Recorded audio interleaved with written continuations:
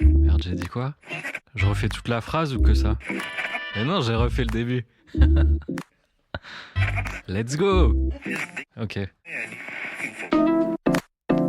Bonjour Toulouse, je m'appelle Maxime, je suis beatmaker et cette semaine c'est moi qui vous présente Quoi de neuf Toulouse. Bienvenue. Il y a des villes qu'on découvre en flânant dans les rues et d'autres qui se racontent aussi à travers leur gastronomie. Toulouse fait partie de celle-là. Et cette semaine, on met à l'honneur un chef qui en connaît toutes les nuances. Il est au micro de Sophie Sarence. Je me souviens encore de la première fois où j'ai goûté sa soupe de foie gras à l'huître de Bellon, un de mes plus beaux souvenirs culinaires, le plat signature d'un visage incontournable de la gastronomie gasconne qui fait briller Toulouse depuis plusieurs décennies. Il s'installe cette semaine dans le fauteuil de Quoi de neuf Toulouse. Bonjour, je suis Michel Saran, je suis avant tout cuisinier. J'ai un restaurant qui porte mon nom à Toulouse depuis bientôt 30 ans, c'est le 30e anniversaire cette année. Et puis je fais d'autres choses à côté, je fais un petit peu de télé, il paraît, et puis de multiples activités. Quoi de neuf? Toujours des choses, bien sûr, parce que le jour où il n'y aura plus de neuf, que ça sentira trop le vieux, ça sentira aussi le sapin. Donc, j'ai un partenariat que j'ai signé avec le groupe Partouche. Je travaille toujours aussi avec le groupe Elior. On a quelques projets, puis des partenariats à droite, à gauche. Quoi de neuf aussi, un restaurant que je veux toujours neuf, c'est-à-dire que je veux qu'il soit toujours d'actualité. Et donc c'est beaucoup de travail, c'est beaucoup d'attention, mais j'aime ça, c'est mon métier de base, c'est ce qui m'a amené d'ailleurs certainement ici aujourd'hui aussi. Hein. Tout est parti de ce restaurant.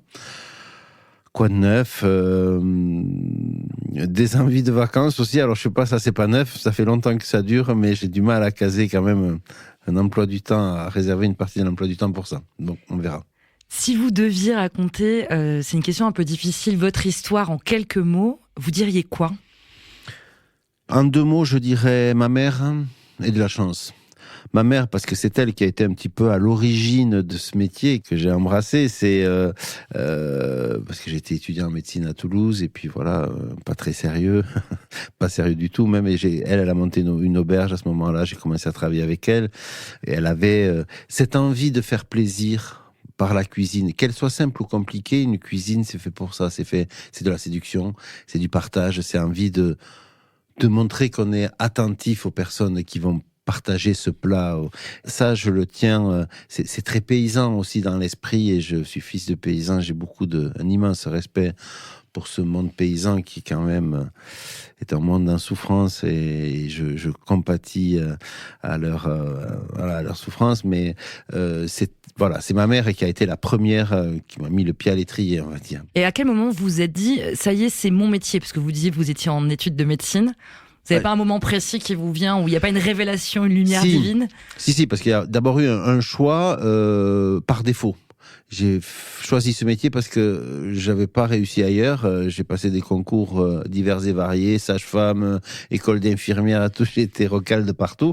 Donc il a fallu quand même trouver un métier pour assumer son rôle d'adulte qui voulait fonder une famille. Donc pour ça, il faut avoir un métier.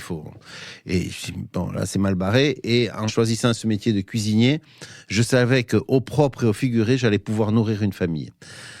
C'était la principale motivation. Et après, j'ai commencé avec ma mère qui avait un culot énorme. Et son culot a fait qu'elle était mangée chez Ducasse. Et après, elle a frappé à sa porte en disant, voilà, il vous manque juste un truc, c'est mon fils. Et c'est vraiment chez Ducasse que j'ai compris que la cuisine, c'était beaucoup plus que des recettes. C'est une page d'écriture, la cuisine. On raconte ses origines, sa vie, ses plaisirs. Tout est dit dans un plat, les voyages. Donc c'est très réfléchi. Un plat, c'est très réfléchi. C'est pas juste la mise en commun d'aliments. Et ça m'a beaucoup plu. Et quand j'ai vu ce qu'on pouvait faire en cuisine, je me suis dit, ah ouais. Et pourtant, j'en bavais chez lui. Hein. Je pleurais tous les jours tellement c'était dur. Mais je me disais en même temps, ouais, j'y suis. Et vous, aujourd'hui, vous avez aussi cette passion de la transmission ? Je crois qu'on se trompe un peu quand on pose ces questions. Est-ce que j'ai la passion de la transmission ? Je transmets, c'est inéluctable. Mais est-ce que les personnes qui sont avec moi ont envie de prendre ce que je leur donne. Ça, c'est le plus important. Parce qu'il faut qu'il y ait cette perméabilité. Moi, j'ai des jeunes qui sont avec moi. Je sens qu'ils sont attentifs, intéressés, pertinents. Je me dis, ils vont faire quelque chose de ce qu'ils vivent au quotidien avec moi. Je suis sûr qu'ils vont en faire quelque chose. Et puis, il y en a d'autres pour qui c'est plus un métier. On va tous les jours signer sa feuille de présence. Donc, je crois que la transmission, elle passe surtout par celui qui prend. On va passer à l'interview express. Vous êtes prêts ? Prêt. Toulouse, pour vous, c'est quoi ? Toulouse, pour moi, c'est une ville d'avenir. Votre quartier préféré à Toulouse ? Souvent, quand on me pose des questions comme ça, je dis ça, c'est des questions qu'ont de journalistes. Je m'explique, parce que s'il fait beau, je vais vouloir me promener au bord du canal du Midi, mais s'il fait moins 6, je vais trouver un autre endroit qui va me plaire aussi. J'aime tout ce que peut m'offrir Toulouse. Eh ben, ça va être bien pour la suite de l'interview express parce que c'est à peu près cet acabit pour le reste. Une terrasse pour profiter d'un coucher de soleil, on va dire ce soir. Ma biche sur le toit. J'en étais sûre. Bah oui, quel bel endroit, c'est merveilleux. Quelle vue. Ouais, la vue est géniale. Le plat dont vous ne vous lasserez jamais. La fricassée de poulet à l'oignon que me faisait ma mère. Si vous étiez maire de Toulouse, ce serait quoi votre première mesure ? Si j'étais maire de Toulouse, je crois que j'essaierais de réunir tous les Toulousains qui font briller Toulouse et je leur dirais, je voudrais vous associer à mon projet, j'ai besoin de vous, il faut qu'on le fasse ensemble. Qu'est-ce qui vous rend fier d'être Toulousain ? Moi, j'aime quand Toulouse dame le pion à Paris. Je fais partie de ces petits cons de provinciaux qui en ont marre qu'on nous dicte de la leçon d'en haut. Et ça, c'est quelque chose que je partage avec les chevaliers, avec beaucoup d'autres personnes. On n'est pas plus cons qu'eux, hein. On est même de temps en temps meilleurs. Donc voilà, moi j'aime que des Toulousains se fassent entendre. Et là, quand on vient me chercher pour un truc national, je suis fier d'être Toulousain et de dire hey, moi j'ai de l'accent. Si vous étiez un son ? Il y a un son qui est pour moi ultra apaisant. C'est la vague qui s'échoue.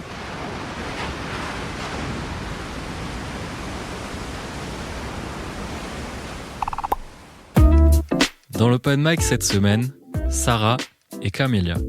Elles sont apprenties journalistes au Mirail. Elles viennent nous parler de leur histoire, de leur parcours et de leurs projets. Salut à toutes et à tous, moi c'est Sarah Bessadra, j'ai 21 ans, j'ai vécu dans le quartier du Mirail et je voudrais devenir journaliste.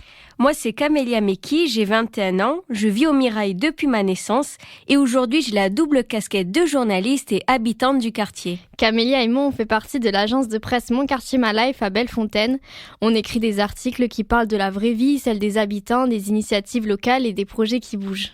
On est toutes les deux en service civique et on est encadrées par une journaliste. Au printemps prochain, on va passer les concours pour intégrer une école de journalisme. Souhaitez-nous bonne chance. On est très attachés au quartier du Mirail et avec nos interviews et reportages, on essaie de mieux représenter ses habitants dans les médias. Moi, Camélia, je suis la sportive des deux. J'ai pratiqué le football pendant de nombreuses années.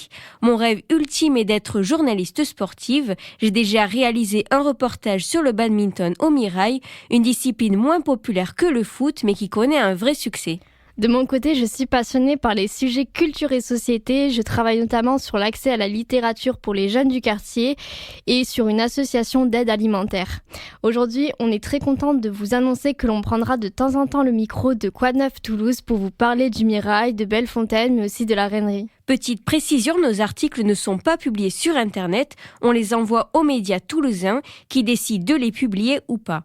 Donc si nos sujets vous intéressent, rendez-vous bientôt sur Quoi Neuf Toulouse. Merci de nous avoir écoutés. Quoi de Neuf Toulouse, c'est fini pour aujourd'hui, mais on se retrouve mercredi prochain pour un nouvel épisode. En attendant, retrouvez-nous sur Instagram ou sur qd9.info si vous voulez présenter un épisode ou partager une info importante. Merci à tous pour votre écoute. Moi, je retourne faire du son et je laisse le mot de la fin à Michel Saran. Mais espoir.